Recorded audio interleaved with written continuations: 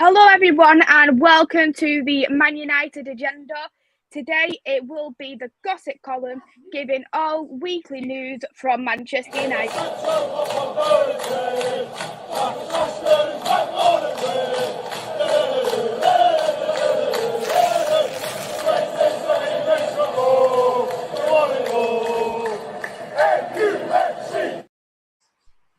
Hello everyone, welcome back to the Man United agenda. Today I've got the lovely Mr. B. How are you, Mr. B? I'm good, mate. I'm good. How are you, my darling? I'm very well, thank you. Just been a long day, but we're relaxing now, talking about what we love to talk about. Manchester United, of course. If it's good news, of course that is. But nothing better than coming out with a win from yesterday. Especially against Leeds, which is one good thing. Yes. we won't call them what Talk called them yesterday, but yes, those dirty Leeds, I think, is about as far as I'll go, or as close as I'll get to what Talk was talking about. So yeah, dirty Leeds. Yeah. Yes, and thank you for everyone who has already tuned in. Niall, Charlie from Dugout Daily, and Matthew, thank you for tuning into the channel. So the first topic we're going to be discussing, it will be about David De Gea. David De Gea is actually looking at extending his contract. He's got 16 months left of his Manchester United contract. We've all read about De Gea saying that Manchester United is his home. He can't see anywhere else but Manchester. So that is quite good signs, isn't it? Maybe he might want to retire at Manchester United, knowing that after everything we've heard in the past, he wants to go Real Madrid, he wants to go back to Spain to be with his wife. So hearing that he wants to extend his contract and saying how much he loves Manchester, it's a good sign, isn't it, Mr. B? It's fantastic, especially as the form that he's in as well. So yeah, I'll take it. A question for you though, Mace. Do you think he's looking for a pay rise, or do you think he'll still stick with his 375 grand? That's my only problem at the moment. Are they going to have to give him more money, or is he going to be happy just extending it but being with the same wages?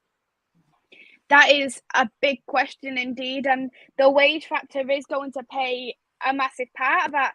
And I think maybe he might want that little bit more money, but knowing that if he does love the club so much, he is one of the highest wage earners at Manchester United. So if he does want to extend his contract, then Manchester United surely need to look at other contracts of the goalkeepers, such as Dean Henderson, because both the goalkeepers at the moment are on 500k a week. And if we're going to extend it, for instance, to 400k a week to De Gea, how could we possibly keep Dean Henderson? Because we're not going to bench a 400k a week goalkeeper. And then, of course, with Dean Henderson, he wants the game time as well. So that's just going to cause further complications for other goalkeepers, if you agree with that.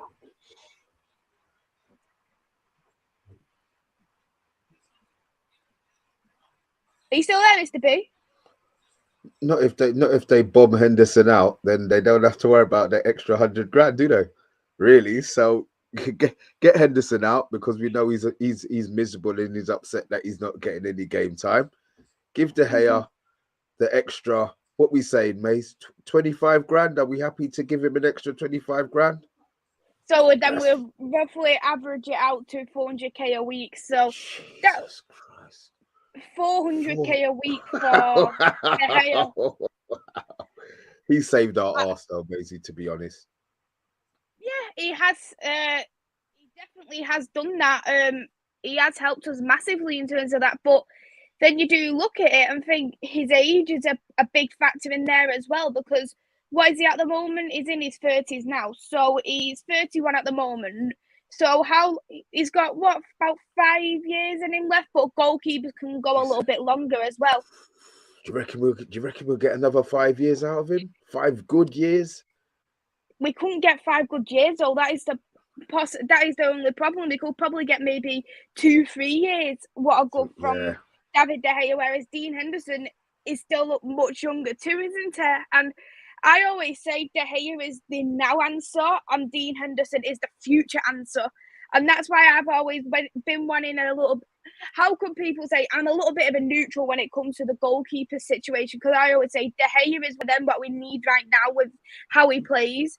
But then the Dean Henderson, he's already such a developed goalkeeper. He's absolutely brilliant, and his distribution, his penalty saves are absolutely amazing. And I always think that he is a future for Manchester United. And then I look at it and think, if De Gea, for example, lasts till he's 40 at Manchester United, I'm not saying he's gonna do that, but then that's just gonna. Wow, I was gonna say 40. Oh my god. It doesn't last that long now in football.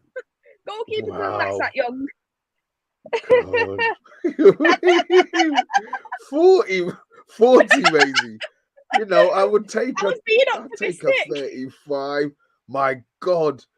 Yeah, Jesus, 40. Wow.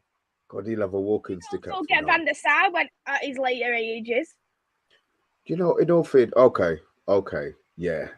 No, that's going to be too old. We can't keep him at 40. Surely there'll be somebody else coming through. Yeah, 36, 35, 36. So how much time are we giving him, Maisie? That's the next question. That is actually a question as well, which Matthew did ask in the chat. And from what I read, it was actually going to be a 2-year contract extension, what we were currently giving him. But the signs were quite optimistic of the words he was saying about obviously how much he loves Manchester and Manchester is his home. So a part of me thinks that, yes, he's got 16 months. So if he went to sign that like tomorrow, he's still got another 3 years left at Manchester United. So 3 years. So then that will take him up till he's 34. Maybe they'll give him 3 years. Maybe they'll give him 34. And even then, I still think, because he's been fantastic for us this season. He really, really has. Yeah, go on. You're right. I'm gonna be with you, Maze. I think we're gonna give him that contract, and we'll give him his 400 grand a week. It's not my money, is it? Yeah, not our money, is it? So it doesn't matter what they do with it. Yeah. But let's go through a couple of the comments, just see what people are thinking in terms of the De Gea situation. So there is quite a few comments there already. Hello there to Rebel. Thank you for tuning in. Harry Maguire, ice cold Fernandinho, bagging some goals. Absolutely love seeing Fred scoring. He actually came on for Pogba, didn't he? I actually watched it today because I was actually at Norwich yesterday. So it was good to see Fred back on the score sheet, isn't it? Yeah.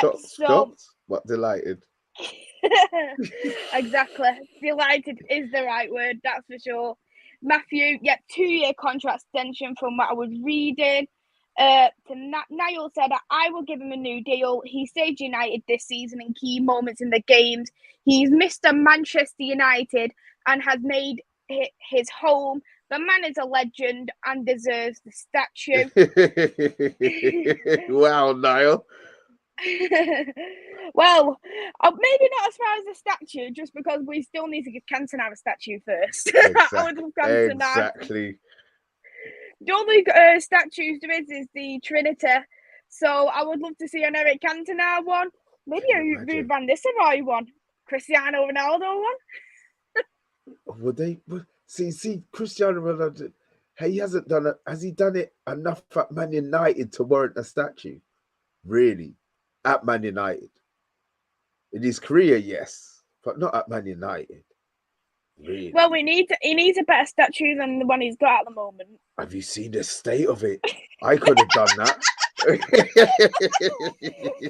you do it whilst you was tired, Mr. Big? Did you I'm telling you, I got one bad eye and half a good eye.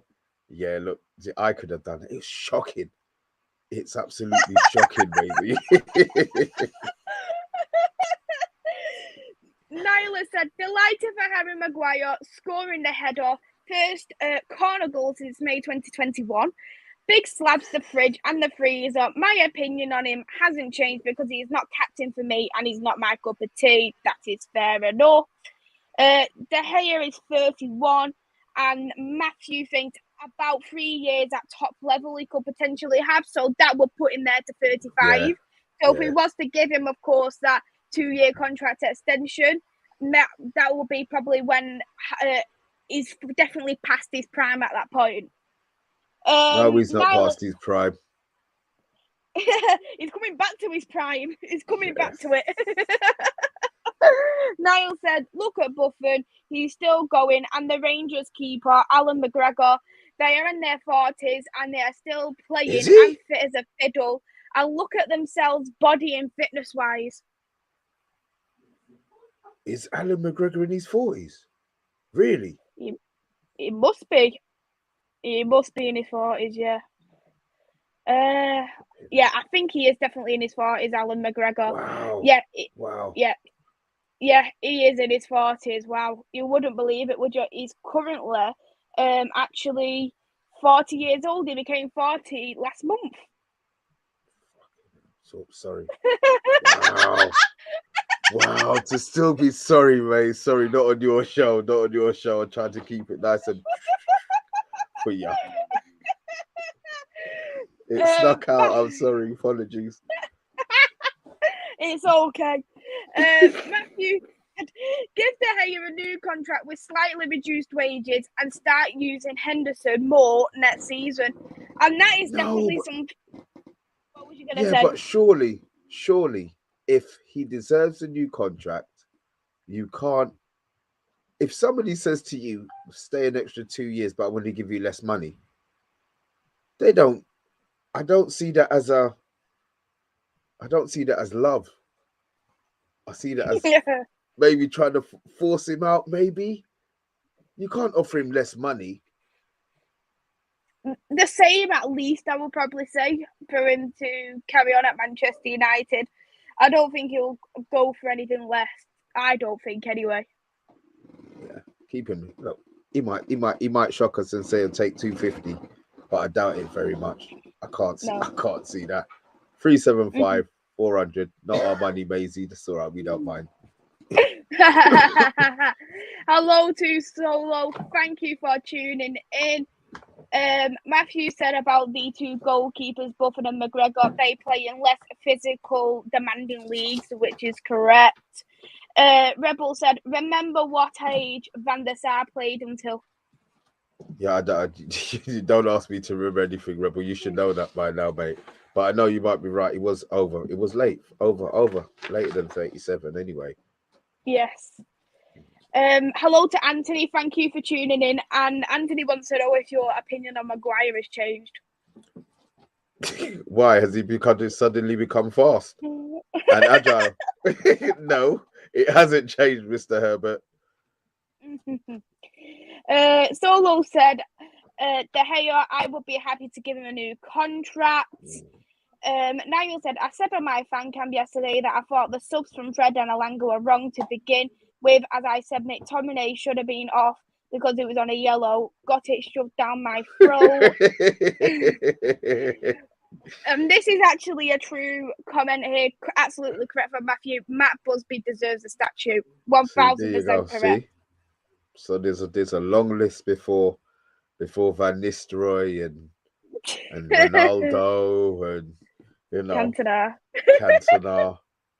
I was just thinking of players at the time. That was all. I was thinking of players. But Matthew said, who else is going to give De Gea the same amount of money as United? I actually can't see many teams doing that. The only one I could really think of would be PSG, but they have got Donnarumma as their backup goalkeeper, so I can't see anyone. Nope. He played in the Champions League last week, but he hasn't played that many games at all so far for PSG at the moment. And hello to Jordan. I hope you're well. So let's go into the second topic anyway, what I did have.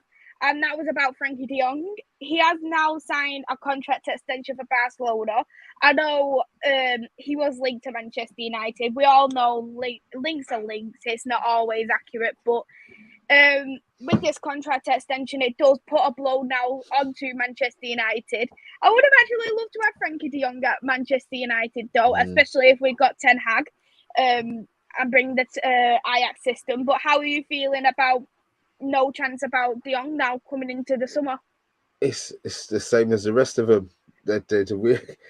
Nobody wants to be linked with us. I mean, what I did hear, December the 14th, his dad came out and said that there were 5 clubs interested in De Jong, but Hmm. Bayern and Manchester were out of the equations because of the weather.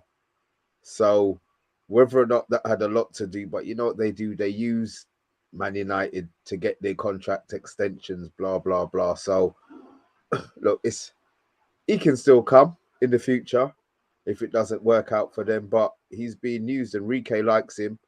Maybe he's giving him the love that maybe the other manager wasn't giving him. So look, fair play to him. It's just another one that's just sailed away. To be honest, though, if you was De Jong, would you truly be happy at Barcelona, knowing they're in Europa League football, knowing that potentially they might not even be in the Champions League next year, knowing how they're doing in La Liga? Well, I mean, where are they in the league? Are they up They're to about fourth fifth. now? I think they're Fourth or fifth. fifth? I mean, look, they've still got the opportunity to qualify.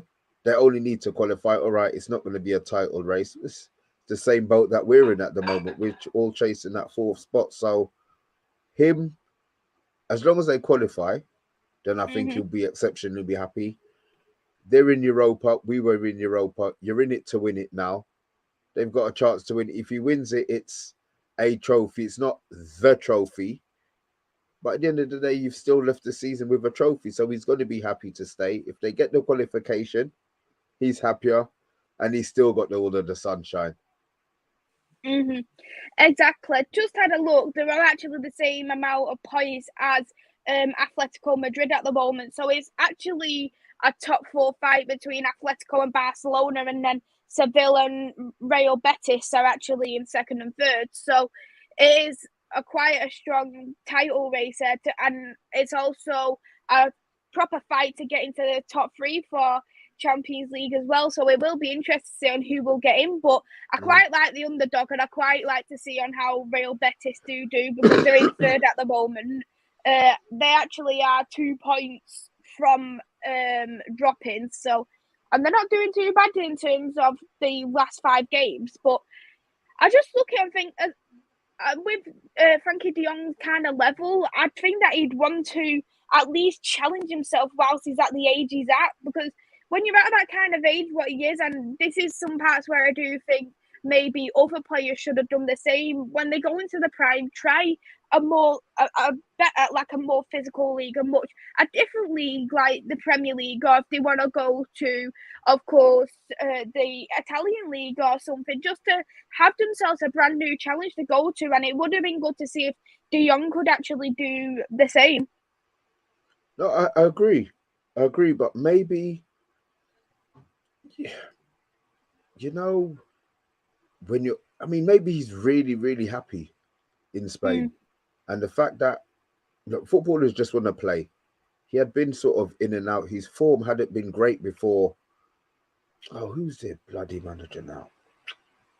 Oh, Coleman. yeah, not Koeman. Right. So Koeman wasn't getting the best out of him. Mm-hmm. Now, you know, the man who's the manager now? Who's the manager now for Barcelona?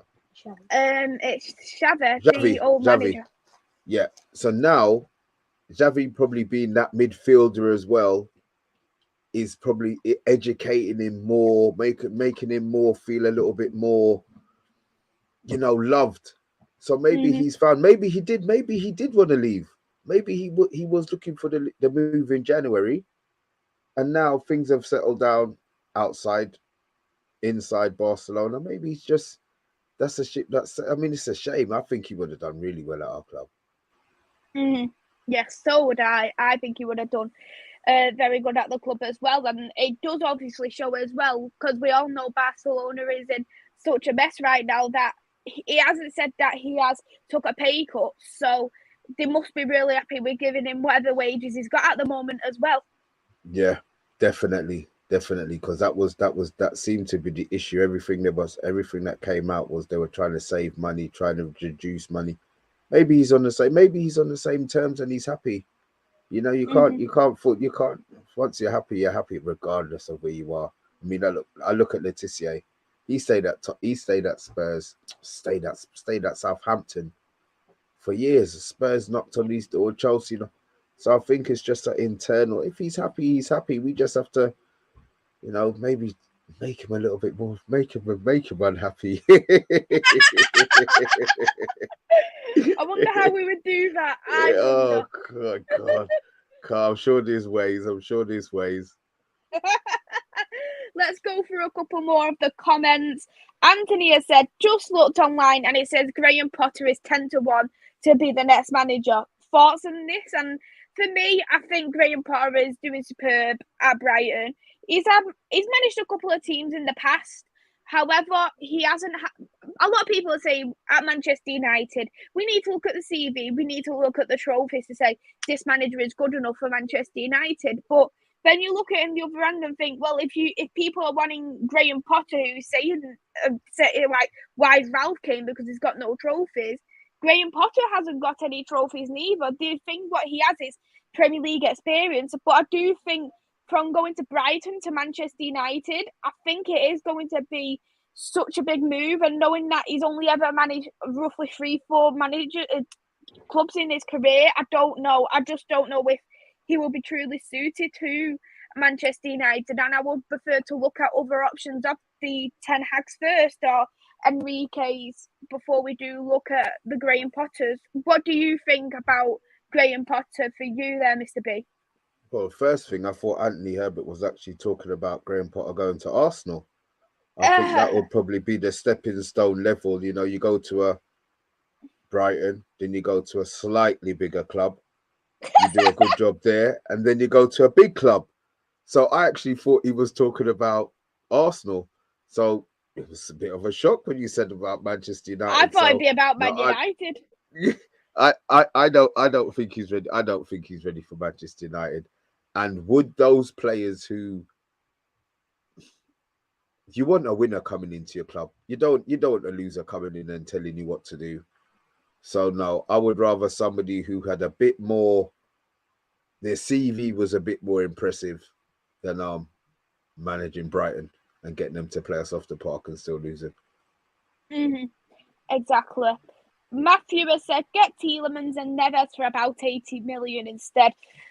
That would be a good shout to both get Tielemans and Neves. Do you think we'd be able to get both for 80 million in your opinion, Mr. P? Because knowing Leicester, they'd probably take 100 million just for Tielemans. Look, they are so happy with the money that they gave us for Maguire. Maybe we've got a goodwill discount tied into that deal right there, because anything over 40 million for either of them, to be honest, I think that should be, that's the limits that you're looking at, really. I don't want 80 million for both of them. Yeah, maximum. I would take that. Yeah, let's get some change out of it, at least buy a pair of socks or a pair of shin pads or something like that. Not the full 80. No, not the full 80. I can't take Potter. I wouldn't have Potter though. Would you take Potter, Maisie? Really? No, not at the moment. No, I think he needs more experience. For me, he needs to try and. He hasn't even had European football before, and we need a manager at least who has had that little bit of experience there in Europe, who has who's able to manage big egos at a club as well. And I just don't know of how he could handle that at Manchester United. Yeah, agreed. 100%. 100%. I mean, okay, if he won, if he won a trophy at Brighton, say he won not the Coca-Cola Cup, say he won, they won the FA Cup. Yeah. Would you then be happy to take Potter? No, because I still think he needs European experience, and with the club at Manchester United, you need a club to at least. You need him to have that European experience. You look at Brendan Rodgers for one; he hasn't had brilliant European experience. He's an ex-Liverpool manager, blah blah blah blah. And you look at aspects of European football, which is big at Manchester United, and you want them to have a successful European tournament. Like you look at Ten Hag, for instance. he has got to the semi-finals with an Ajax team and he's rebuilt it. And you look at even Poch has managed to get a Tottenham team to the Champions League final. So you even look at both of them managers before you'd look at Graham Potter, for instance, because they have got brilliant European success in history. I get it. Mm-hmm. So just saw one from Matthew Bassett. Matthew Bassett saying that Tielemans has only got a year left on his contract. Yes, he does have 1 year left there on his contract. But I think that even though he has got that 1 year left, I just feel like in a way Leicester still wouldn't let him go so kindly. I think they will be wanting. We look at like Paul Pogba in the summer. We were saying 60 million for Paul Pogba, and we all know how well Paul Pogba is. And knowing that with Tielemans, it's more about for them the value what he brings to the club, the value he brings to that team, and because of that alone. Not and as well as if they get into European football in the summer, I think things like that. You look at things like that and think, right, he might be 30 million in the transfer window because he's only got 1 year left, but to us, he's so much more valuable. So I'm gonna add another 20 million on top of that, or another 10, 15 million, just because of the value he brings to that club in particular. No, I get it. I mean, for 20 million, I'll take him though. For 20 million, I love Tielemans. I like Tielemans as well. He's so brilliant. But looking at other people's here, Matthew has said Potter's a good manager, but has zero experience in managing big players and being at a big club, which is correct. Nyla said poor record in Europe for Rodgers at Liverpool, Celtic and Leicester. He's always bottled Europe. Poor record in Europe. And Matte, hello to Matty, thank you for tuning in. Potter is better than Poch, but both not good enough. Yeah, I definitely do agree with that. I do think overall Potter is a brilliant manager, but I'm just talking more based on Europe because I think we need to look at a manager who has European experience, and we all know how strongly linked Poch is at Manchester United as well. But yeah, let's go on now to the third topic anyway. Loads of manager talk already in this stream, but, but let's talk about Cristiano Ronaldo. Reports have come out today that Manchester United will allow Ronaldo to leave in the summer if he decides he wants to leave. And we all know, we've heard these reports, Ronaldo wants to leave if he doesn't get European football. So when I mean European football, I mean, of course, Champions League football. Yeah. But I look at that and think, he's got that 1 year left, and you'd think that Manchester United would at least have that little bit of please stay till your contract ends. But what do you think of that Manchester United just saying, if you want to go, you can go if you want to go? Well, we probably can't afford to pay him, but if we're not in Champions League and we get in Europa League, then that's no excitement for him. He's been at the pinnacle. Champions League is the pinnacle. So I would understand why he wouldn't stay for that. I don't think we could force him to stay, even with his contract. I don't think it makes no sense because I think he would tell them in no uncertain terms that he wasn't happy and he wasn't staying. I don't think we have any control over what Cristiano Ronaldo wants to do, even if we qualify for Champions League. I think he can still walk. I think this season, not saying it's been a shock, but you can see from what he was at Juve to what he is now, there's been a drop-off. There's a definite drop-off. Is it because the Premiership is that much harder? Is it because he's that year older? He's then thinking, I've got to do that again next year. And his pride makes him want to play every game, Maisie. He wants to play every minute of every game. And if your body can't cope, it's then up to the manager then to be saying to him, well, take a rest. And we all know that he doesn't want to take a rest. So, but then who do we replace him with, Maze? We've got no striker. Well, we do have Edinson Cavani. He's out in the summer as well. His contract's ended, and they're both going to be good. Yeah, he'll be gone. Said that he wanted to leave. So, we'll have to go out and find a striker, as well as we need to find a midfielder. As a CDM, we need to find possibly a Paul Popper replacement. We also need a right back. We also need a backup centre back. Stop.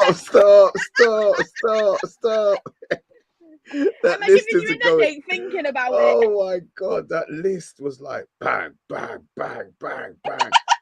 Oh my God, let's just wait. Let's just save that conversation till the end of the season. Wow.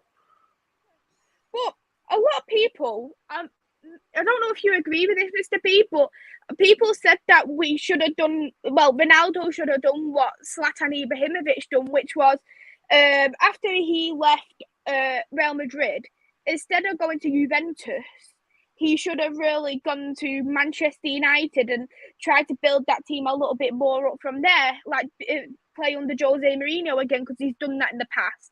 And then he could have gone then to Juventus if he wanted to go Juventus, because a lot of people say Juventus isn't that, they don't have like these like defenders like you see in the Premier League, and it's more skillful than the Premier League really is. So an older striker would be suited a lot more to the Italian league than the Premier League. But you do also look at Rolls-Royce such as Thiago Silva. He's managing the Premier League right now at his age of around 38. Yeah, I get it. But I just think that he's driven and he wants to win things. Do you think if he came to us instead of Juve, he would have got the league titles that he did going to Juve?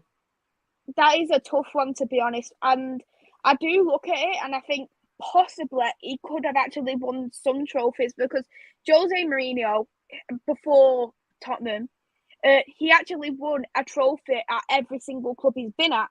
So I think knowing that he would have had Cristiano Ronaldo in his team, who is a born winner, he's obviously not, he would have been a lot younger than what he is, that he is now. So I think he would have had a lot more of a faster Ronaldo. I think he would have had a more pacey Ronaldo as well too.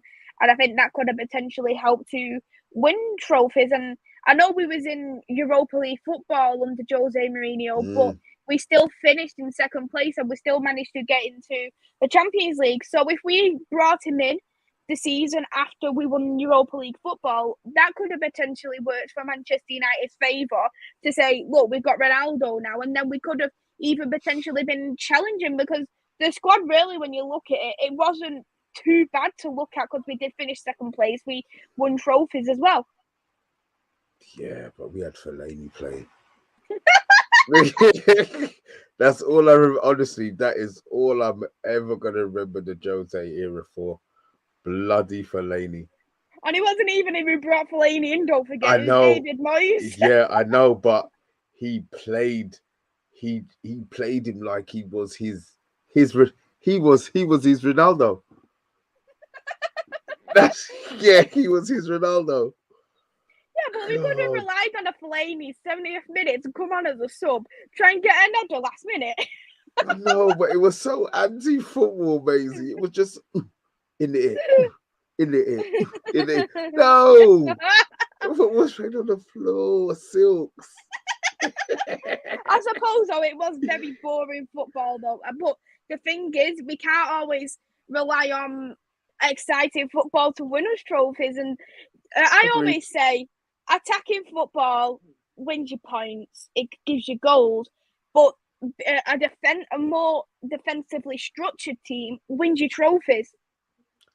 I get it, but the problem with defensive teams is you don't see the outcome till right at the end.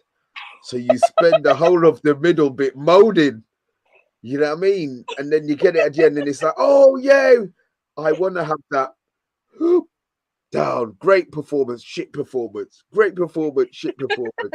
You know, then I can feel the love and the, you know, but it's just, you don't know what's happening. You're thinking, oh, we've won 1-0. Oh, we've bloody won 1-0 again. And then by the third one, oh God, look, we've won 1-0. We're winning, but you're not having that excitement. And I want that excitement. Basically, you want a Leeds from yesterday all over again. That exciting. Yeah, I take that every day. Same result, same amount of action, same McTominay smashing men in their head and cracking their skull with his metal. I tell you, that guy, he's knocked him flying. And I don't even think today the guy's recovered yet. God bless him. So yeah, I like those. I want that action. I want that excitement. Can't do the dross. I don't want the beige. I love exciting football, and we haven't seen too much exciting football, but I absolutely love exciting football because you just look at it and especially when you get a 30-time goal, you can just literally feel your goosebumps all up your arm, like going, "Oh my god, we have done it!" Even on the replay, when you're watching the replay, you know it's coming, and then when they come up, you think, "Oh, they've done it for me again." Time's over.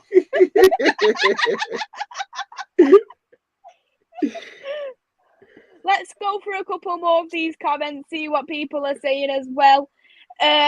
Niall said he will finish on big wages, Ronaldo. If we don't finish in top 4, I think he'll be gone in the summer.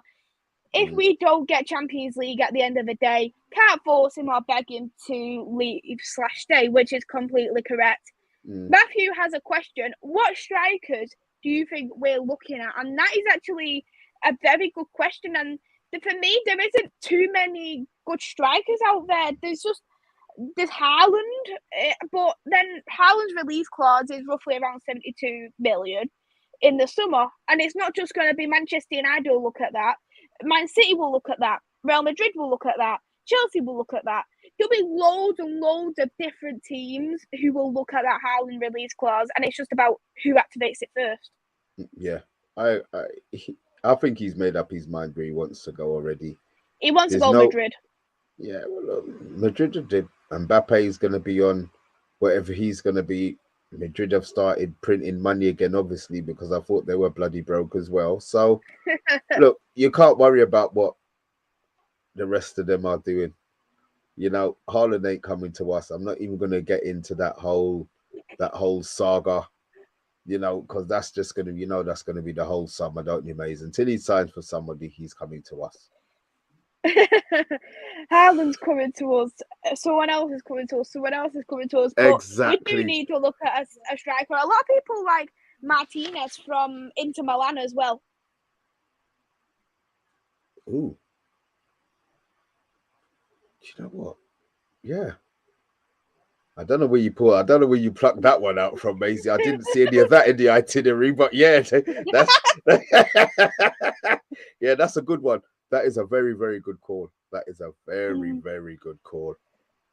Exactly. And he was definitely so underrated alongside that Lukaku partnership last season as well, because he's still managing to do it at Inter Milan at the moment. So he could be another possible striker on the list for me to come to Manchester United.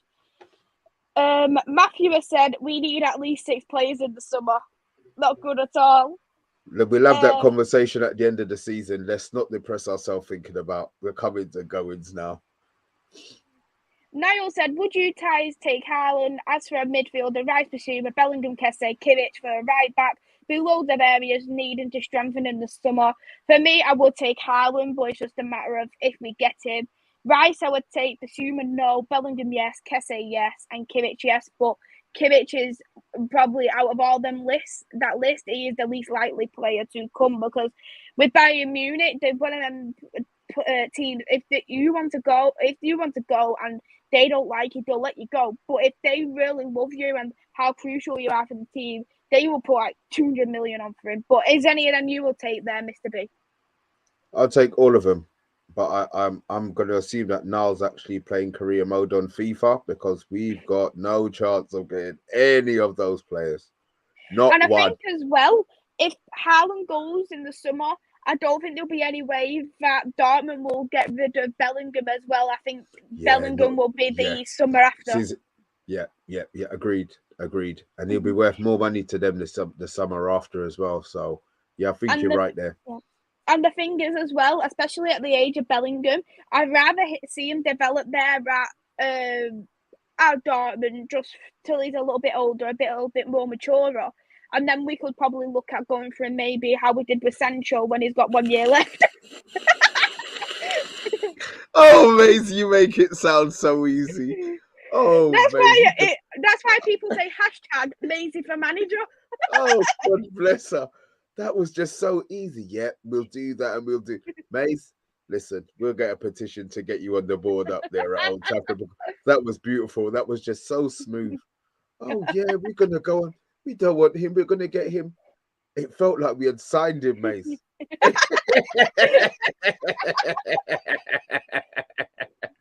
At least I felt I'll give you that little bit of optimism coming ahead.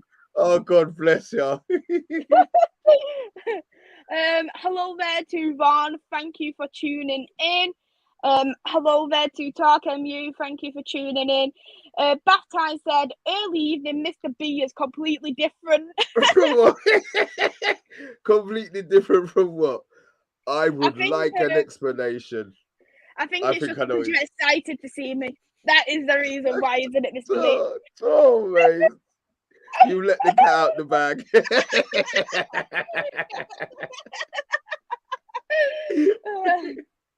Bath Time said McTominay played like Leeds were Tokyo when he was Godzilla, which is true. Matthew said, what do you think about Anthony from Ajax? And he would be another player who I would love to take at Manchester United. He would be a brilliant shout, and as well as getting Timber from Ajax as well. But what about for you, Mr. B? I have absolutely no idea who that guy is. I'm going to be honest, Maze. I could sit here and pretend and rave. I have no idea who that guy is. Is that that's the name that he goes by, Anthony? Yeah. Yes, he goes. He's called Anthony. Yes.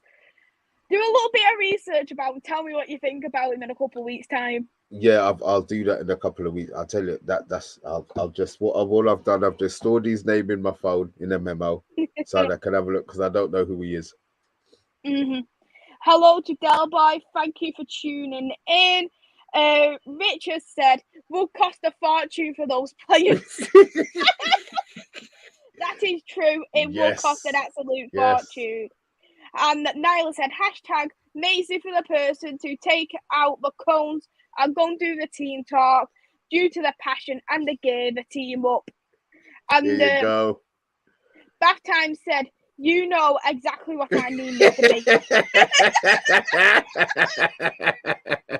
B. This is the happy hour. This is the happy hour bath time. Maisie always makes me smile, and I love coming on there with Maisie, man. She brings out a different side to Mr. B.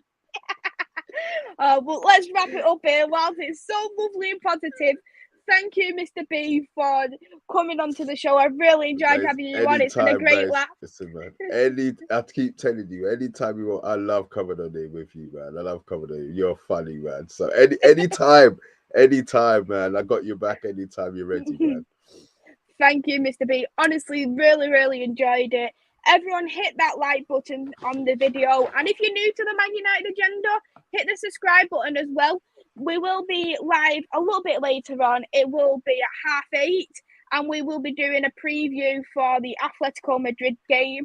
So stay tuned for that. It's going to be an absolute cracking show.